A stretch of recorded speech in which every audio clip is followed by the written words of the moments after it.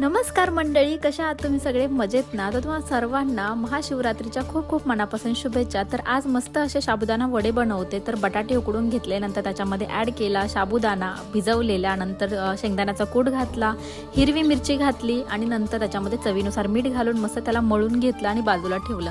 दुसरीकडे कढईमध्ये तूप गरम करून घेतलं, त्याच्यामध्ये ॲड केले रताळ्याचे काप। जे मी रताळं जे आहे ते उकडून घेतलं आणि नंतर त्याचे बारीक बारीक असे काप केले आणि तुपामध्ये छान परतून घेतले। नंतर त्याच्यामध्ये ॲड केलं शेंगदाणा आणि हिरवी मिरचीची पेस्ट आणि थोडंसं पाणी घालून मी त्याची पेस्ट बनवली आणि नंतर ती पण घालून घेतली आणि गरम पाणी थोडंसं ॲड करून मस्त असं झिरकं उकळत बाजूला एका साईडला केलं आणि नंतर मी याचे साबुदाणाचे वडे तळायला घेतले। तेल गरम केलं आणि छान असे गोल गोल असे आकाराचे वडे बनवले आणि नंतर तेलामध्ये सोडले आणि मस्त क्रिस्पी होईपर्यंत, छान असे गोल्डन ब्राऊन होईपर्यंत त्याला तळून घेतलं।